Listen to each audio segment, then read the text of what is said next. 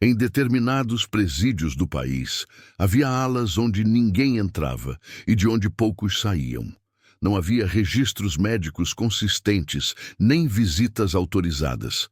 O que se dizia por trás das grades era tratado como delírio, mas os relatos se repetiam. Vozes sem rosto, luzes que nunca apagavam, injeções sem explicação, homens trancados por dias em silêncio absoluto. E quando voltavam, já não eram os mesmos. Algumas instituições chamavam de tratamento, outros de reeducação, mas os sintomas, perda de memória, desorientação, alucinações, apontavam para algo mais profundo, mais planejado, algo que não constava em nenhum protocolo oficial.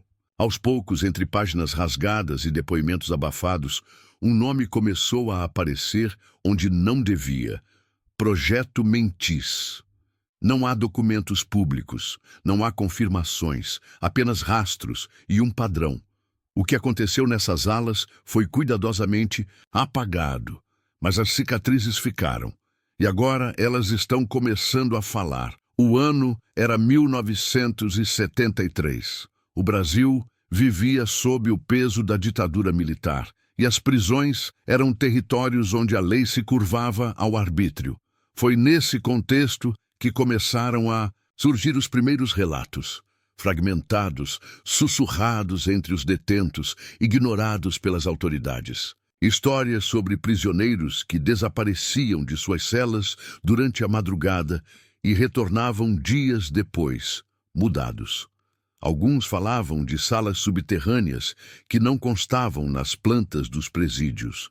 Outros mencionavam médicos sem nome que apareciam sem aviso prévio. As primeiras pistas surgiram através de um relatório interno, arquivado no Departamento de Administração Penitenciária de São Paulo. O documento, datado de março de 1974, mencionava irregularidades comportamentais em detentos de 3 unidades prisionais: a Casa de Detenção do Carandiru, o Presídio de Taubaté e uma unidade menor em Presidente Venceslau.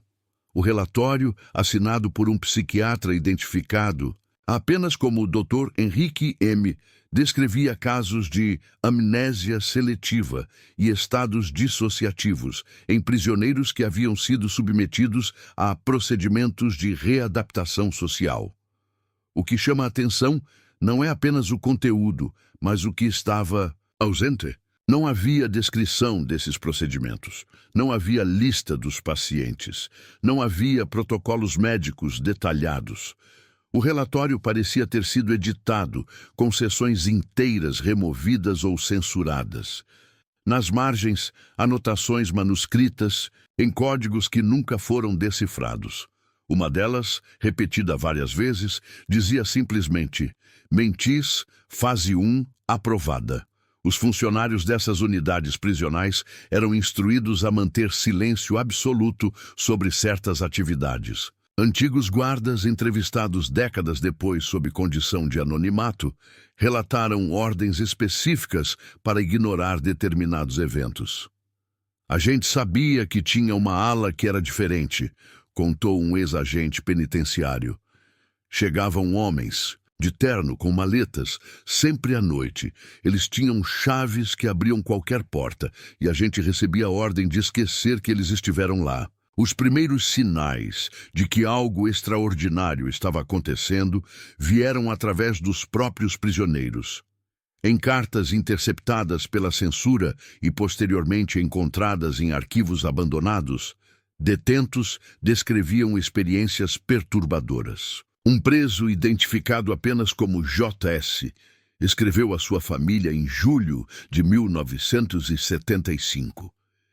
Eles me levaram para um lugar branco. Havia máquinas que faziam barulho. Me deram remédios que não sei o que eram.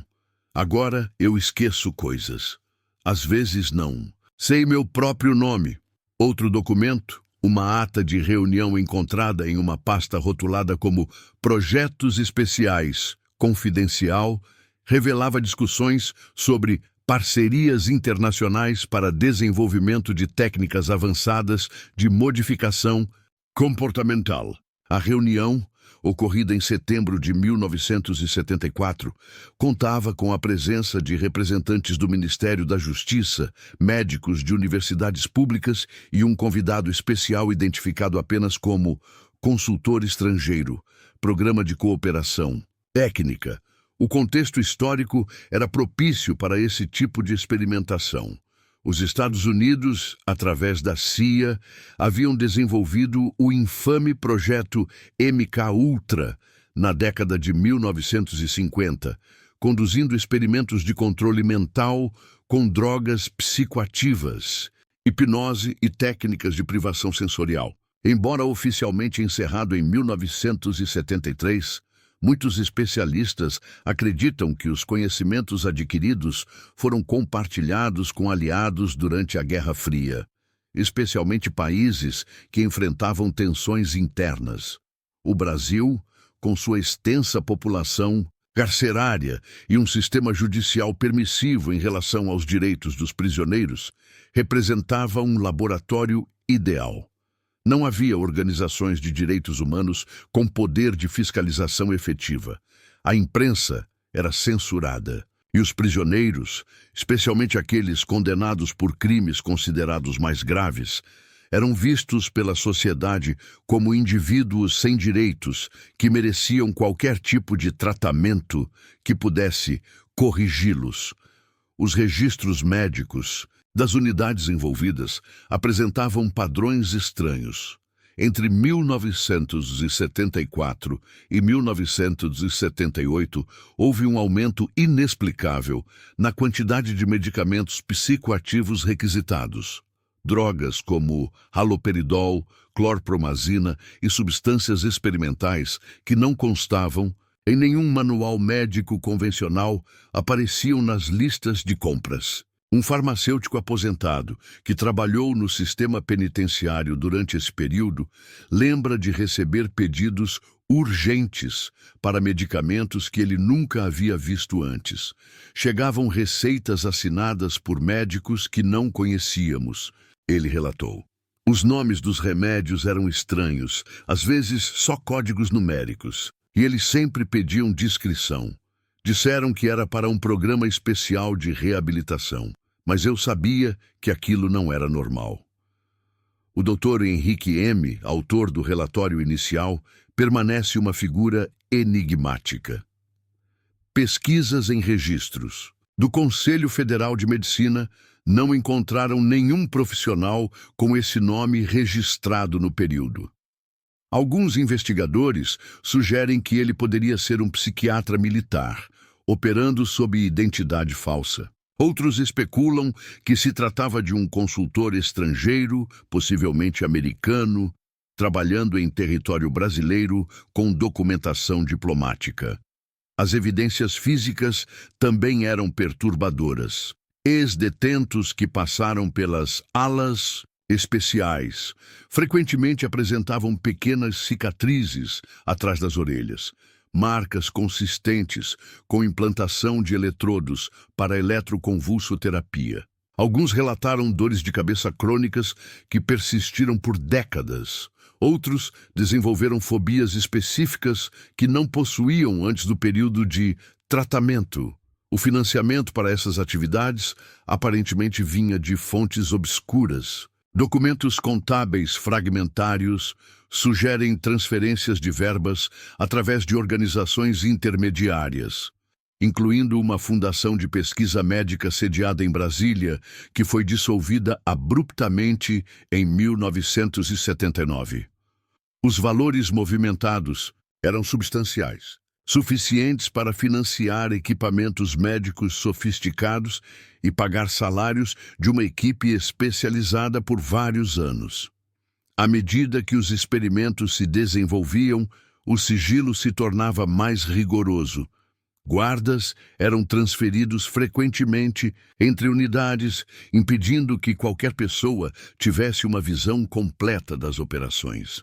Os prisioneiros selecionados para os tratamentos eram escolhidos segundo critérios específicos que nunca foram completamente esclarecidos, mas que pareciam favorecer indivíduos com certas características psicológicas e sociais.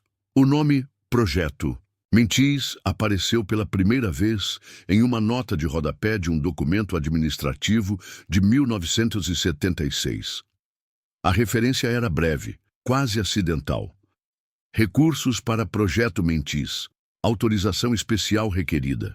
Mas era o suficiente para confirmar que havia uma operação coordenada, com nome código e estrutura organizacional própria.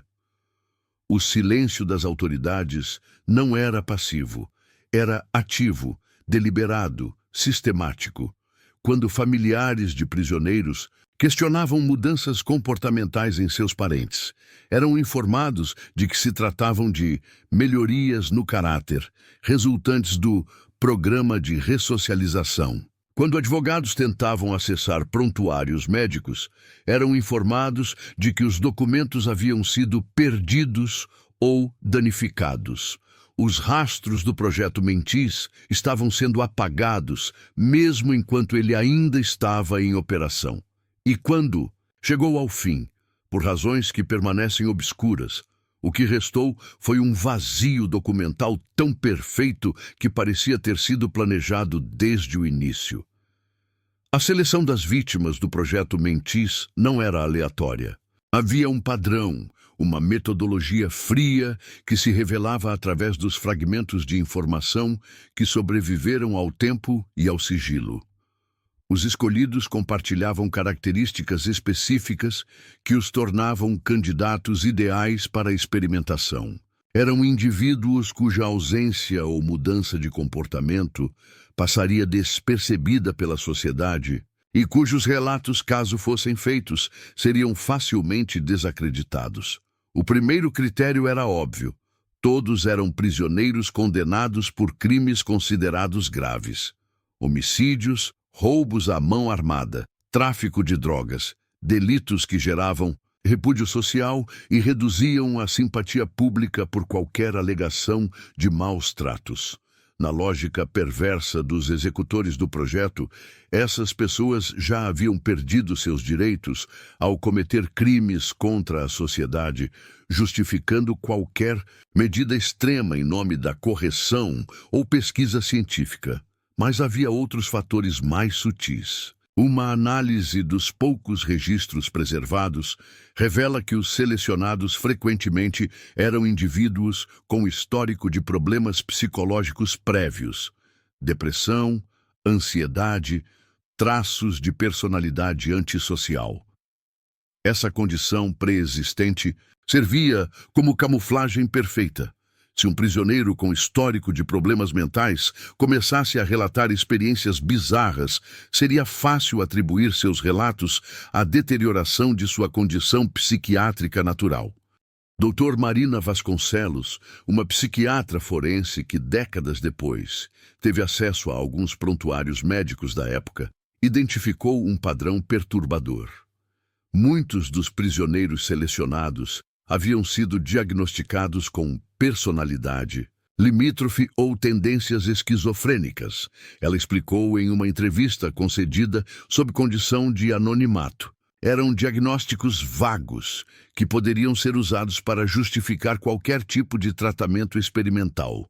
E também eram condições que poderiam mascarar os efeitos colaterais dos experimentos. A idade também era um fator determinante. A maioria dos selecionados tinha entre 20 e 35 anos, jovens o suficiente para ter resistência física aos procedimentos, mas com experiência de vida limitada que os tornaria mais suscetíveis à manipulação psicológica. Homens mais velhos, com personalidades mais cristalizadas, eram evitados. Adolescentes, apesar de serem teoricamente mais maleáveis, aparentemente eram considerados muito jovens, talvez por questões éticas residuais ou simplesmente porque seus cérebros, ainda em desenvolvimento, poderiam produzir resultados inconsistentes. Isolamento social era outro critério crucial.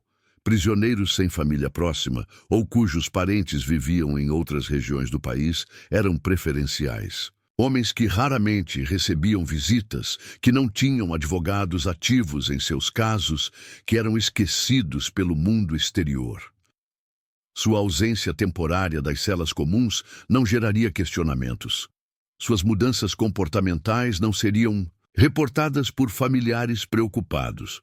Um caso que ilustra esse padrão é o de Roberto Silva Santos, conhecido como Betão, um nome que aparece em vários documentos fragmentários. Condenado por assalto à mão armada em 1974, Betão tinha 28 anos, histórico de depressão e não recebia visitas havia mais de 2 anos. Segundo relatos de ex-companheiros de cela, ele foi removido de sua prisão original para tratamento médico especializado em julho de 1975 e retornou 6 meses depois. Ele voltou diferente, contou um ex-detento em entrevista concedida sob pseudônimo. Antes, o Betão era falante, sempre contando histórias, sempre reclamando da comida, dos guardas. Depois que voltou, ficava quieto. Às vezes olhava para a parede por horas. Quando a gente perguntava onde ele tinha estado, ele dizia que não lembrava, ou falava coisas sem sentido, como se tivesse sonhado tudo. Os registros sugerem que alguns prisioneiros eram selecionados após episódios de violência dentro das unidades prisionais. Homens que se envolviam em brigas, que desafiavam a autoridade dos guardas, que demonstravam liderança entre os outros detentos. Esses indivíduos representavam problemas disciplinares que poderiam ser resolvidos através de métodos não convencionais, ao mesmo tempo em que forneciam material para experimentos sobre controle de agressividade. O processo de seleção parecia envolver múltiplas etapas.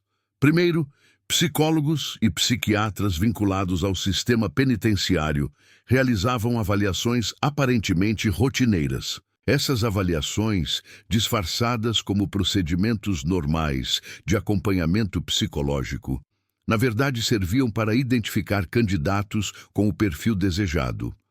Prisioneiros com certas respostas a questionários específicos, determinados traços de personalidade ou históricos médicos particulares eram marcados para acompanhamento especial. Uma fonte que trabalhou como auxiliar administrativo no sistema penitenciário durante os anos 1970 relatou ter visto listas especiais que circulavam entre determinados funcionários. Eram nomes de detentos com códigos ao lado, ela contou. Códigos como M1, M2, M3. Eu nunca soube o que significavam, mas percebi que os homens dessas listas às vezes desapareciam por períodos longos. A diversidade geográfica também era importante. O projeto Mentis parecia recrutar vítimas de diferentes regiões do país, evitando concentrar as atividades em uma única área que pudesse atrair atenção indevida.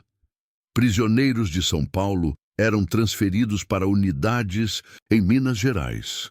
Detentos do Rio de Janeiro apareciam em registros de presídios do interior paulista. Essas transferências, justificadas oficialmente por necessidades administrativas ou programas de ressocialização, na verdade serviam para dispersar as evidências e dificultar investigações futuras.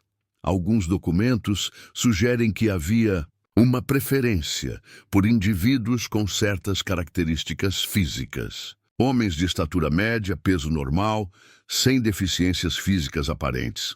Essa seleção poderia estar relacionada aos equipamentos utilizados nos experimentos, máquinas que requeriam corpos dentro de parâmetros específicos para funcionar adequadamente. O nível educacional dos selecionados também parecia ser um fator.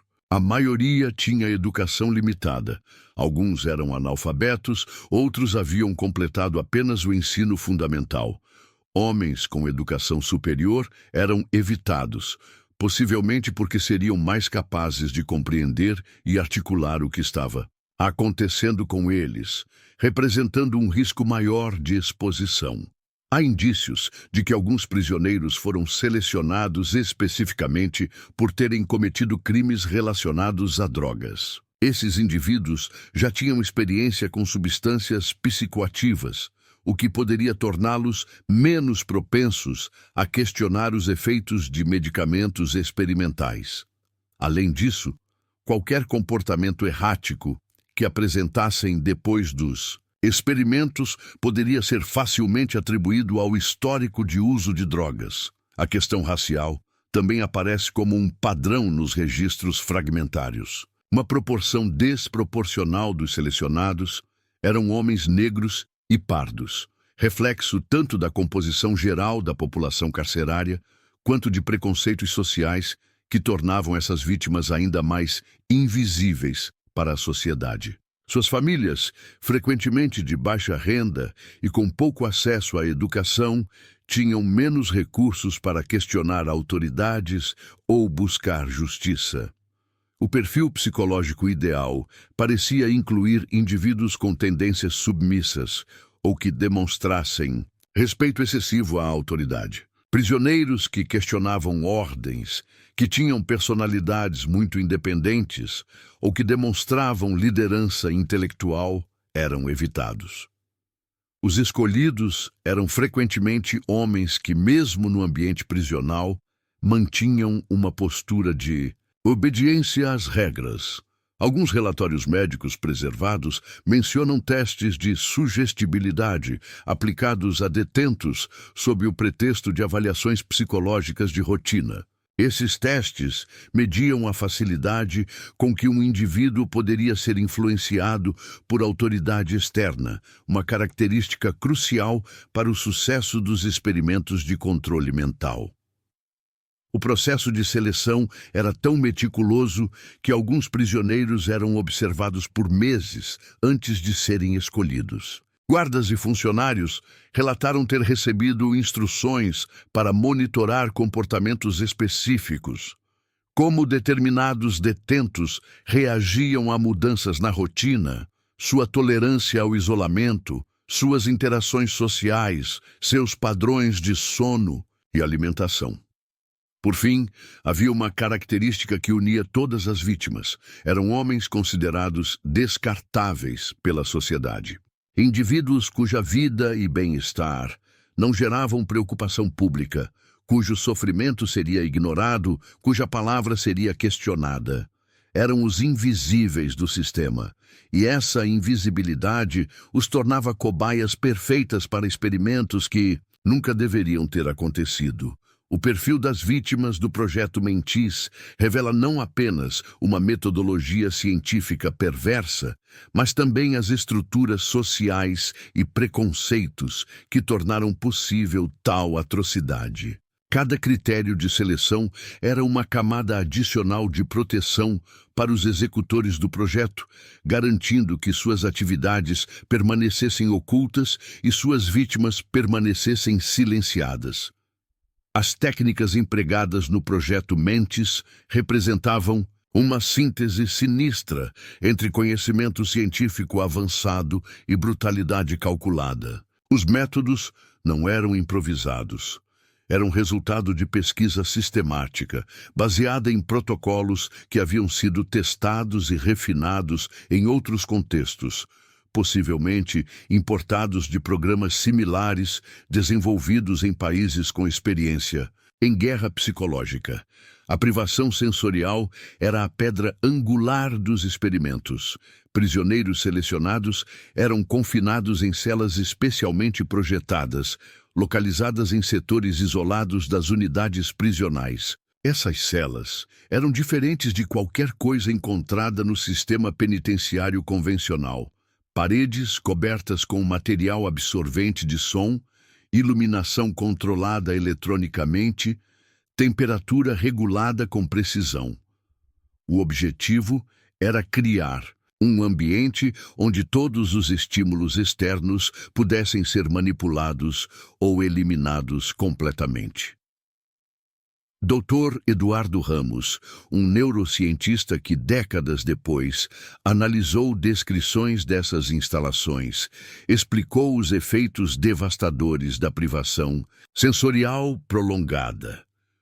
O cérebro humano precisa de estímulos constantes para manter seu funcionamento normal, ele observou. Quando esses estímulos são removidos, a mente começa a criar suas próprias percepções, alucinações, distorções temporais, perda do senso de realidade. Em questão de dias, uma pessoa pode entrar em estado de extrema sugestibilidade. Os relatos de sobreviventes descrevem experiências aterrorizantes, homens trancados em silêncio absoluto por períodos que variavam de 72 horas a várias semanas. Alguns eram mantidos em escuridão total, outros sob luz constante e ofuscante. A comida era fornecida através de sistemas automatizados, eliminando qualquer contato humano. O isolamento era tão completo que muitos perdiam a noção do tempo, não sabendo se haviam passado dias ou semanas confinados. Era como se o mundo tivesse desaparecido, relatou um ex-detento identificado apenas como AM, em um depoimento gravado secretamente em 1987. Não havia barulho nenhum. Você começava a ouvir seu próprio coração batendo, sua própria respiração. Depois de um tempo, começava a ouvir coisas que não estavam lá. Vozes, música. Às vezes você achava que alguém estava falando com você, mas quando respondia, percebia que estava falando sozinho. Paralelamente à privação sensorial, drogas psicoativas eram administradas de forma sistemática. Os registros farmacológicos fragmentários mencionam substâncias que vão desde alucinógenos conhecidos como LSD até compostos experimentais que não constavam em nenhum manual médico da época. As drogas eram administradas através de injeções, comprimidos misturados à comida, ou até mesmo através de aerossóis inalados, sem o conhecimento das vítimas. O LSD, já utilizado extensivamente nos experimentos americanos do MK-Ultra, aparece consistentemente nos registros do Projeto Mentis. Mas havia outras substâncias, identificadas apenas por códigos alfanuméricos, composto M47, substância beta 12, fórmula verde 3. Alguns desses códigos correspondiam a drogas que causavam efeitos específicos: amnésia temporária, desorientação extrema, suscetibilidade à sugestão, paralisia temporária da capacidade de julgamento crítico. Um farmacêutico que trabalhou no projeto sob coação e que posteriormente forneceu informações sob condição de anonimato total, descreveu o processo de preparação dessas substâncias. Eles me davam fórmulas escritas à mão, sempre em códigos. Alguns ingredientes eu reconhecia. Eram bases de medicamentos psiquiátricos conhecidos. Outros eram completamente desconhecidos. Às vezes vinham em frascos sem rótulo, importados, de lugares que eu não podia identificar. A eletroconvulsoterapia também era utilizada, mas de forma muito diferente da aplicação médica convencional. Enquanto o tratamento legítimo utiliza eletrodos posicionados com precisão e durações controladas, os experimentos do Projeto Mentis empregavam sessões mais longas, voltagens variáveis e posicionamento experimental dos eletrodos. O objetivo não era tratar depressão ou outros distúrbios psiquiátricos, mas mapear os efeitos da estimulação elétrica em diferentes regiões do cérebro. As cicatrizes deixadas por esses procedimentos eram pequenas, mas persistentes. Décadas depois, ex-vítimas ainda apresentavam marcas características atrás das orelhas, no couro cabeludo e ocasionalmente na nuca, evidência física dos experimentos que haviam sofrido. Alguns relataram dores de cabeça crônicas que nunca existiram antes dos tratamentos. Outros desenvolveram problemas de memória que se manifestaram de forma gradual ao longo dos anos. Técnicas de condicionamento psicológico eram aplicadas de forma simultânea aos métodos físicos. As vítimas eram submetidas a sessões de reprogramação, onde eram forçadas a ouvir gravações repetitivas por horas consecutivas. Essas gravações continham desde mensagens subliminares até instruções diretas sobre comportamento, valores e percepções da realidade. Eles colocavam fones de ouvido que você não podia tirar, lembrou outro sobrevivente, e ficava tocando a mesma coisa, sem parar. Às vezes eram números, só números repetidos. Outras vezes eram frases, sempre as mesmas frases. Você é culpado. Você merece punição. Obedeça às autoridades. Esqueça o passado. Quando eles finalmente tiravam os fones, você descobria que as frases tinham ficado na sua cabeça, repetindo sozinhas. O controle do sono era outro instrumento de tortura psicológica. As vítimas eram mantidas acordadas por períodos extremamente longos através de estímulos luminosos, ruídos intermitentes ou drogas estimulantes. Quando finalmente eram permitidas a dormir, o período de descanso era interrompido em intervalos calculados para impedir que atingissem as fases mais profundas do sono reparador. A privação de sono prolongada tem efeitos devastadores na capacidade de julgamento, na estabilidade emocional e na resistência à sugestão. Após 3 ou 4 dias sem sono adequado, a maioria das pessoas torna-se extremamente suscetível à influência externa, aceitando informações e instruções que normalmente rejeitariam. Técnicas de humilhação e desorientação eram aplicadas de forma sistemática. As vítimas eram forçadas a permanecer nuas por longos períodos, eram alimentadas apenas com as mãos, eram obrigadas a realizar tarefas absurdas ou contraditórias. O objetivo era quebrar o senso de dignidade pessoal e autonomia, tornando-as mais receptivas à autoridade externa. Em alguns casos, eram utilizadas técnicas de duplo vínculo, situações onde qualquer escolha feita pela vítima resultava em consequências negativas. Por exemplo, um prisioneiro poderia ser instruído a escolher entre 2 opções, sendo posteriormente punido independentemente de sua escolha. Esse tipo de condicionamento leva à paralisia psicológica e à aceitação passiva de qualquer instrução externa. O uso de câmaras de observação permitia que os pesquisadores monitorassem constantemente as reações das vítimas. Essas observações eram meticulosamente documentadas, gerando dados sobre a eficácia de diferentes combinações de técnicas. O sofrimento humano era reduzido a gráficos, tabelas e relatórios científicos frios. Alguns documentos sugerem que técnicas de hipnose eram empregadas, especialmente em vítimas que demonstravam alta suscetibilidade após períodos de privação sensorial e administração de drogas. Sessões hipnóticas eram utilizadas para implantar memórias falsas, sugestões pós-hipnóticas e comandos que poderiam ser ativados posteriormente através de palavras-chave ou estímulos específicos.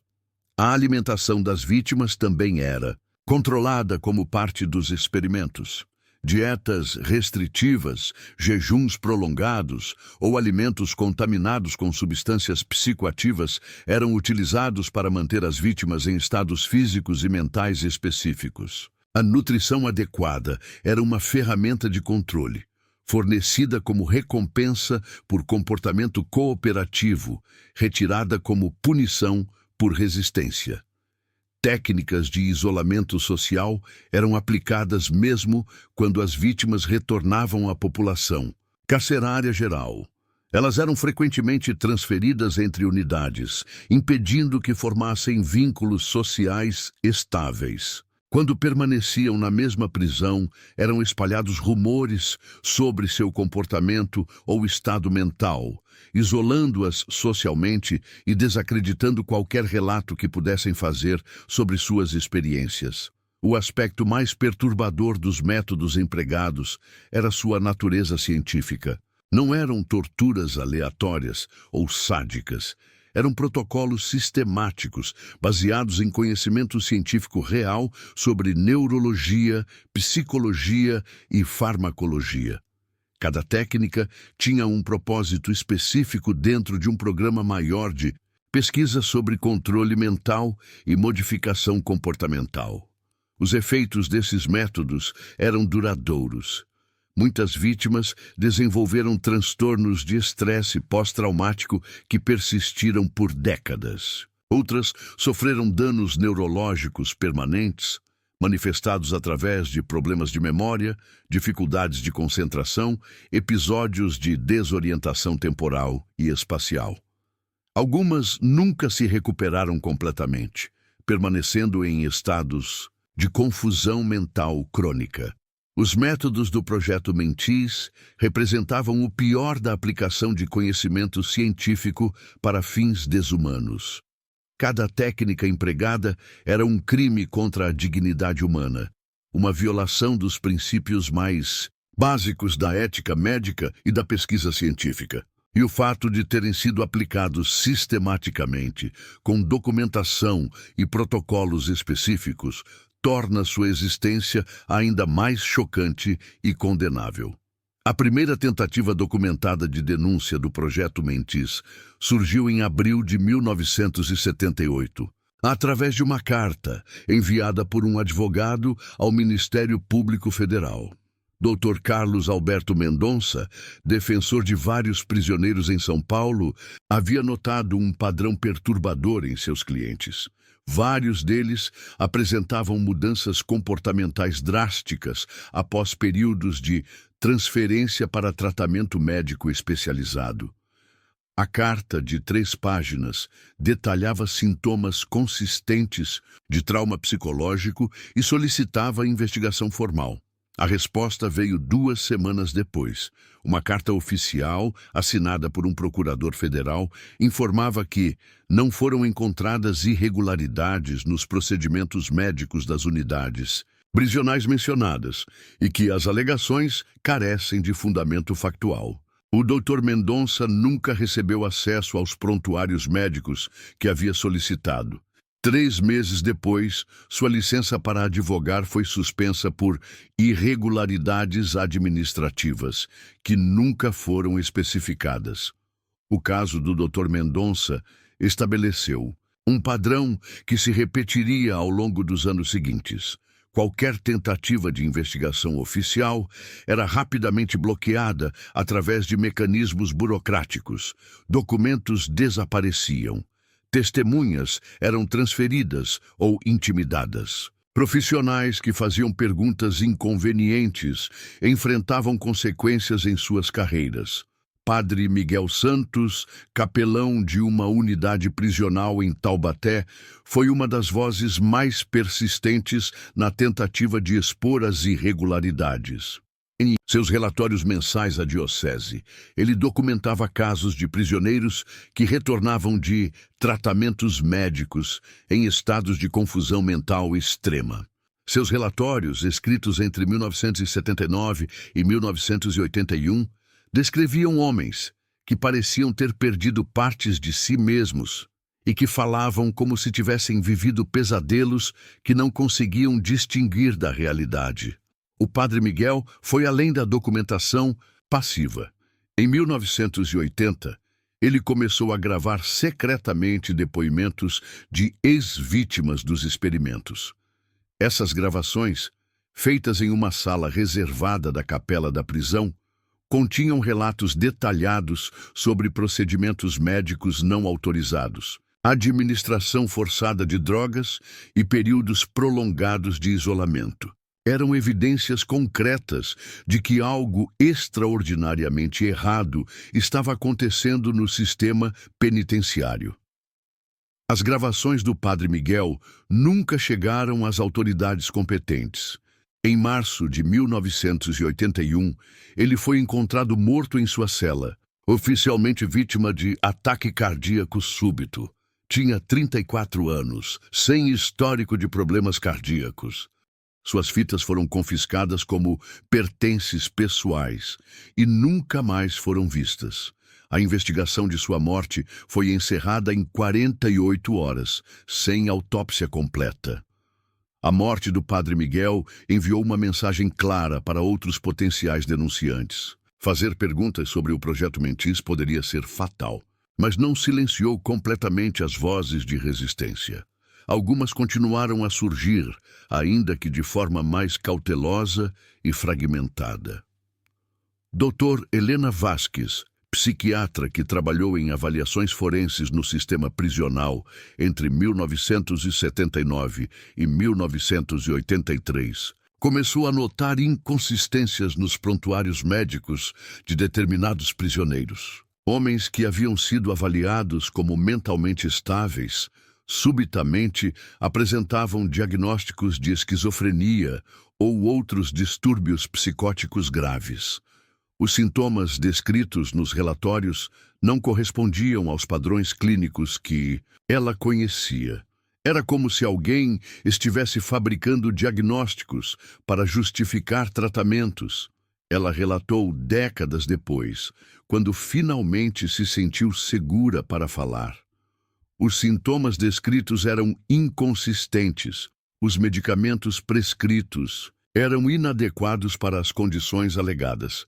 E havia lacunas temporais enormes nos registros. Era óbvio que algo estava sendo escondido. A Dr. Vasques tentou uma abordagem diferente. Em vez de fazer denúncias formais, ela começou a documentar discretamente suas observações em um diário pessoal codificado. Também passou a fazer cópias não autorizadas de prontuários suspeitos, escondendo-os em sua residência. Sua estratégia era acumular evidências suficientes para uma denúncia irrefutável. Sua investigação clandestina foi descoberta em 1983. Ela foi demitida sumariamente por violação de confidencialidade médica e teve sua licença profissional suspensa. Sua casa foi invadida por ladrões que levaram apenas seus arquivos médicos, deixando joias e dinheiro intocados. As cópias dos prontuários que ela havia coletado desapareceram completamente. A estratégia de silenciamento não se limitava à intimidação direta. Havia também um processo sistemático de destruição de evidências. Documentos eram perdidos durante transferências administrativas. Arquivos eram danificados por vazamentos ou incêndios convenientes. Prontuários médicos eram atualizados, com versões que omitiam informações comprometedoras. Um funcionário administrativo do Departamento Penitenciário, identificado apenas como João R., e testemunhou sobre esse processo de apagamento. Em 1984, ele foi instruído a participar de uma reorganização de arquivos que envolveu a remoção sistemática de documentos específicos. Eles tinham listas de nomes e números de processo. Ele relatou: qualquer documento relacionado a esses casos deveria ser separado e descartado por falta de relevância administrativa. Eram centenas de arquivos. As tentativas de denúncia que chegaram aos meios de comunicação enfrentaram obstáculos ainda mais sofisticados. Jornalistas que começavam a investigar histórias sobre irregularidades no sistema prisional descobriam que suas fontes desapareciam ou mudavam suas versões. Editores recebiam orientações sobre a sensibilidade de certas matérias para a segurança nacional. Reportagens prontas para publicação eram canceladas no último momento por questões legais vagas. O jornalista investigativo Roberto Fonseca trabalhou durante 2 anos, entre 1982 e 1984, em uma reportagem sobre experimentos médicos em presídios brasileiros. Ele havia conseguido entrevistar várias ex-vítimas, obtido documentos comprometedores e até fotografado instalações suspeitas dentro de unidades prisionais. Sua investigação estava quase completa quando ele foi transferido abruptamente para a editoria de esportes de seu jornal. Eles me disseram que era uma promoção, Fonseca recordou anos depois. Mas eu sabia que era uma forma de me afastar da investigação. Quando tentei retomar o trabalho em meu tempo livre, descobri que todas as minhas fontes haviam se tornado inacessíveis. Algumas tinham sido transferidas para prisões em outros estados. Outras simplesmente se recusavam a falar comigo. Os documentos que eu havia obtido sumiram da minha mesa. Era como se toda a investigação tivesse sido apagada. Familiares de vítimas também enfrentaram obstáculos quando tentaram buscar justiça para seus parentes. Maria da Silva, mãe de um prisioneiro que havia sido submetido aos experimentos, passou 3 anos tentando obter informações sobre o tratamento médico que seu filho havia recebido.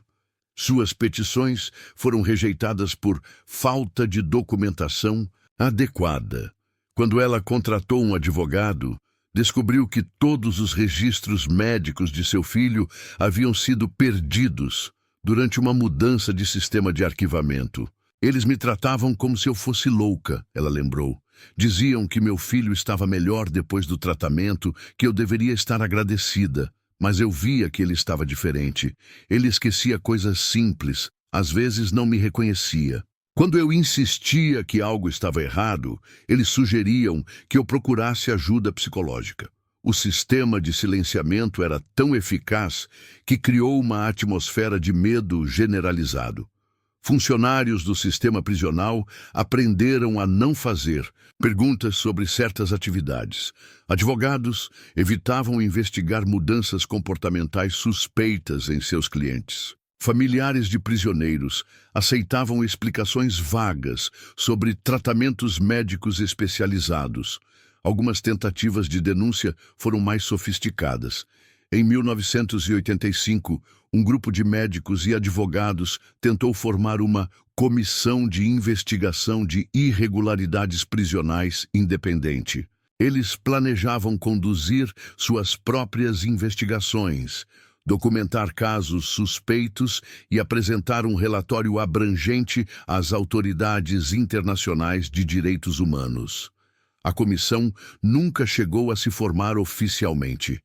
Seus membros começaram a enfrentar pressões profissionais intensas. Alguns perderam contratos com o governo. Outros tiveram suas licenças profissionais questionadas por órgãos reguladores. Um dos organizadores principais foi acusado de sonegação fiscal e passou 2 anos envolvido em processos judiciais que se revelaram infundados, mas que consumiram seu tempo e recursos.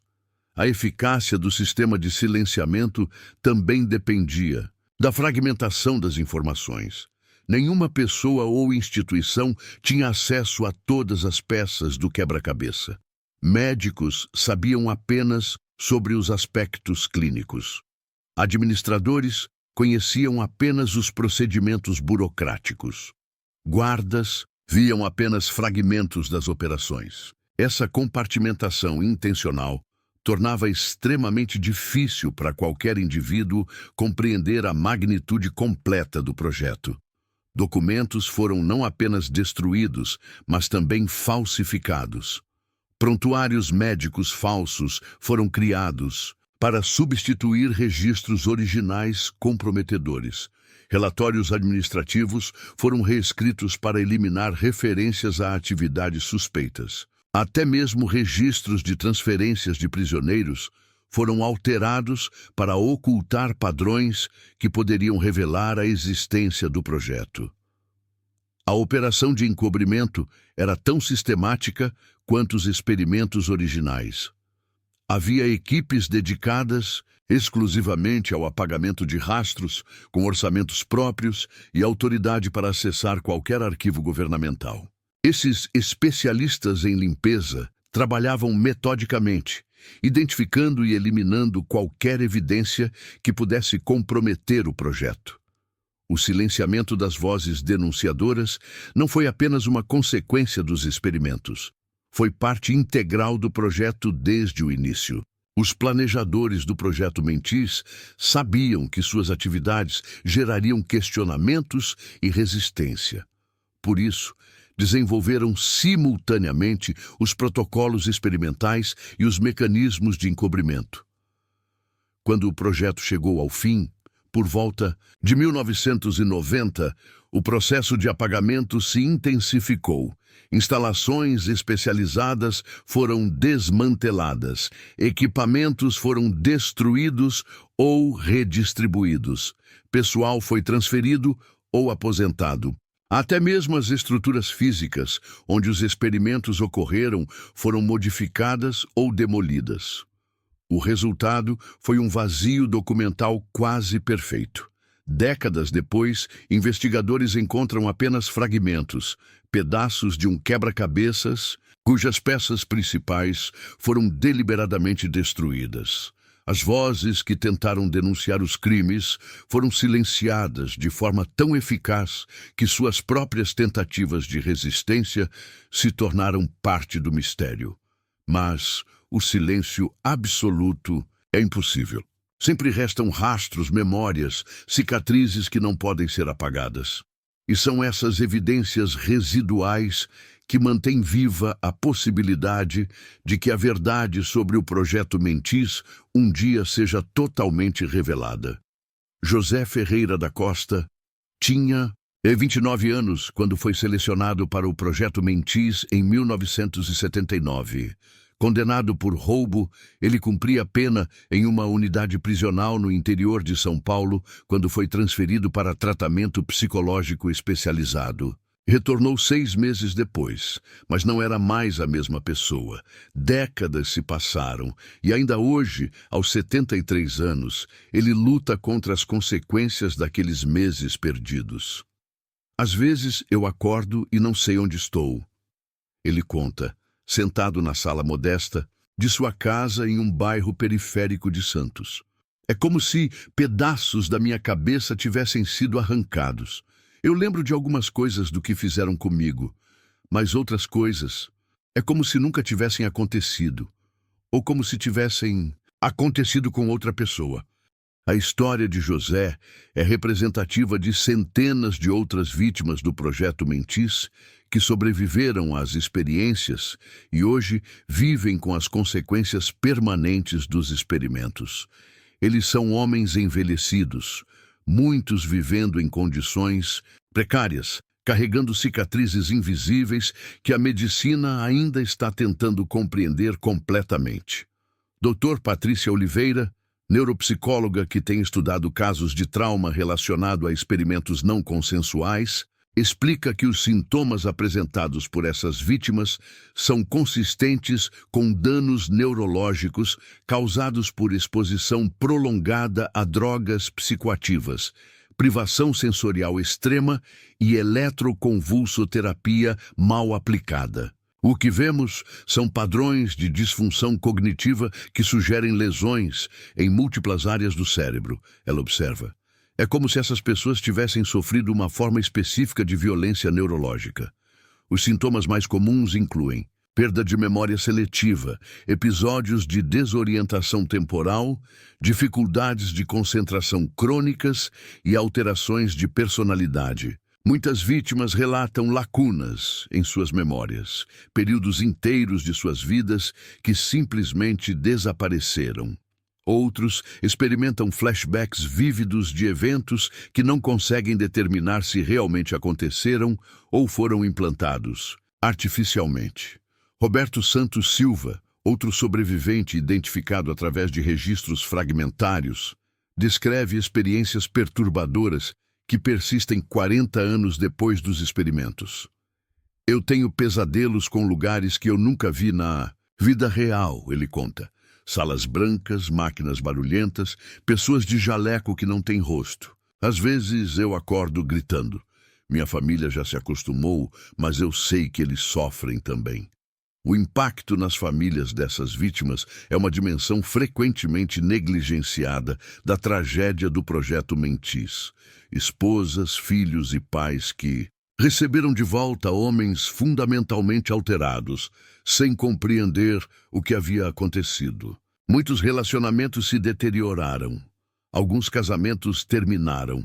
Filhos cresceram com pais que eram fisicamente presentes, mas psicologicamente ausentes. Maria José Costa, viúva de uma das vítimas, lembra das dificuldades que enfrentou após o retorno de seu marido da prisão. Ele voltou diferente, ela conta. Antes, era um homem trabalhador, conversava com as crianças, participava da família.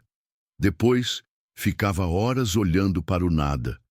Às vezes não reconhecia as próprias filhas. Outras vezes, acordava no meio da noite, suando, falando coisas sem sentido sobre médicos e remédios. O impacto econômico também foi devastador para muitas famílias. Homens que retornaram dos experimentos frequentemente tinham dificuldades para manter empregos devido aos problemas cognitivos e comportamentais. Alguns desenvolveram deficiências permanentes que os tornaram incapazes de trabalhar. Famílias que já enfrentavam dificuldades financeiras se viram em situações ainda mais precárias. Os registros médicos das vítimas, quando existem, mostram padrões consistentes de deterioração da saúde ao longo das décadas seguintes aos experimentos. Taxas elevadas de doenças cardiovasculares, problemas neurológicos progressivos, distúrbios do sono crônicos e depressão resistente a tratamento. Muitos morreram prematuramente, aparentemente devido a complicações relacionadas aos danos causados pelos experimentos. Dr. Fernando Mendes, geriatra que atendeu várias dessas vítimas em seus últimos anos de vida, observou padrões neurológicos incomuns. Eles apresentavam sintomas que eu raramente via em outros pacientes da mesma idade, ele relatou. Disfunções cognitivas específicas, tremores que não correspondiam a doenças conhecidas, padrões de deterioração cerebral que pareciam ter sido acelerados artificialmente. Alguns sobreviventes desenvolveram uma forma particular de paranoia que os profissionais de saúde mental começaram a reconhecer como síndrome pós-experimental. Eles demonstram desconfiança extrema em relação a autoridades médicas, medo irracional de hospitais e instituições, e tendência a interpretar eventos normais como sinais de perseguição continuada. Eu não consigo entrar em hospital, explica Antônio Ribeiro, identificado como ex-vítima através de registros fragmentários. Quando vejo pessoas de jaleco branco, meu coração dispara. Sei que não faz sentido, que já se passaram décadas, mas meu corpo reage como se eu ainda estivesse lá, naquele lugar terrível. A questão da justiça permanece uma ferida aberta para os sobreviventes. Nunca houve reconhecimento oficial dos experimentos. Nunca houve pedidos de desculpas. Nunca houve compensação financeira ou suporte médico especializado. As vítimas foram abandonadas para lidar sozinhas com as consequências dos crimes cometidos contra elas. Algumas tentativas isoladas de buscar reparação foram feitas ao longo dos anos. Em 1995, um grupo de advogados tentou organizar uma ação coletiva em nome das vítimas do projeto Mentis. Eles coletaram depoimentos, reuniram evidências médicas e prepararam uma petição detalhada. A ação foi rejeitada por falta de evidências documentais suficientes e prescrição dos possíveis crimes alegados. A falta de documentação oficial criou uma situação kafkiana para as vítimas. Elas têm sintomas reais, cicatrizes físicas identificáveis e memórias traumáticas, consistentes, mas não conseguem provar legalmente que foram submetidas aos experimentos. Seus próprios relatos são questionados devido aos problemas de memória causados pelos experimentos. Um círculo vicioso cruel. Alguns familiares tentaram preservar a memória de suas experiências através de relatos escritos ou gravações. Esses documentos caseiros, guardados em caixas de sapato e gavetas de cômoda, representam algumas das únicas evidências diretas que restaram do projeto. São testemunhos fragmentários, mas poderosos, sobre uma das páginas mais sombrias da história prisional brasileira. O reverendo Paulo Santos, que trabalha com populações carcerárias há mais de 30 anos, conheceu várias vítimas do Projeto Mentis ao longo de sua carreira. Eles carregam uma marca específica, ele observa. É uma mistura de trauma profundo com uma forma particular de confusão sobre sua própria identidade, como se partes de quem eles eram tivessem sido removidas cirurgicamente. Estudos internacionais sobre vítimas de experimentos similares sugerem que os danos causados pelo Projeto Mentis podem ter consequências que se estendem além das próprias vítimas. Há evidências de que traumas extremos podem afetar a expressão genética, potencialmente transmitindo vulnerabilidades psicológicas para as próximas gerações. Os filhos e netos das vítimas podem carregar marcas invisíveis dos crimes cometidos contra seus ancestrais. A comunidade científica internacional tem mostrado interesse crescente nos casos brasileiros. Pesquisadores que estudam os efeitos a longo prazo de experimentos não consensuais consideram as vítimas do Projeto Mentis como uma população única para compreender os impactos duradouros de técnicas extremas de controle mental. Ironicamente, o sofrimento dessas pessoas continua a gerar conhecimento científico décadas depois dos experimentos originais. O mistério que envolve o Projeto Mentis também se tornou parte do trauma das vítimas. Elas vivem com a incerteza sobre o que exatamente foi feito com elas, por que foram escolhidas e quem foram os responsáveis. Essa falta de closure psicológico impede o processo natural de elaboração do trauma, mantendo as feridas abertas mesmo décadas depois. Organizações de direitos humanos têm tentado documentar e preservar os relatos dos sobreviventes, reconhecendo que essa geração de vítimas está envelhecendo e que suas memórias podem desaparecer para sempre se não forem registradas. É uma corrida contra o tempo para preservar evidências de crimes que foram cuidadosamente apagados dos registros oficiais. Hoje, poucos sobreviventes do Projeto Mentis ainda estão vivos. Aqueles que restam são homens idosos, muitos em situação de vulnerabilidade social, carregando segredos que a sociedade nunca quis ouvir. Suas histórias são fragmentos de uma verdade maior que pode nunca ser completamente revelada. Mas suas cicatrizes permanecem como evidência silenciosa de que algo terrível aconteceu nas sombras do sistema prisional brasileiro. São marcas que não podem ser apagadas por nenhum processo de encobrimento, lembretes permanentes de que a ciência, quando divorciada da ética e da humanidade, pode se tornar um instrumento de horror inimaginável. O impacto do Projeto Mentis continua a reverberar não apenas nas vidas das vítimas diretas, mas na sociedade como um todo. É um lembrete sombrio de que atrocidades podem acontecer quando instituições operam sem supervisão adequada, quando o poder não é questionado e quando certas populações são consideradas descartáveis. As cicatrizes invisíveis do Projeto Mentis são um chamado à memória, à justiça e à vigilância eterna contra a repetição de tais horrores. Elas nos lembram que por trás de cada teoria conspiratória pode haver uma verdade terrível, e que o silêncio das vítimas não deve ser confundido com a ausência de crimes. Enquanto houver sobreviventes vivos, enquanto suas cicatrizes permaneceram visíveis, a possibilidade de verdade e justiça permanece. Suas vozes, por mais fragmentadas que sejam, continuam a ecoar através das décadas, exigindo que a sociedade reconheça e confronte essa página sombria de sua história. O projeto Mentis pode ter terminado oficialmente há décadas, mas suas consequências continuam a se desenrolar. E talvez seja essa persistência, a recusa das cicatrizes em desaparecer, a insistência da memória traumática em se manifestar, a permanência da dor onde deveria haver esquecimento, que represente a mais poderosa evidência de que esses experimentos realmente aconteceram e de que suas vítimas merecem ser lembradas, acreditadas e finalmente justiçadas.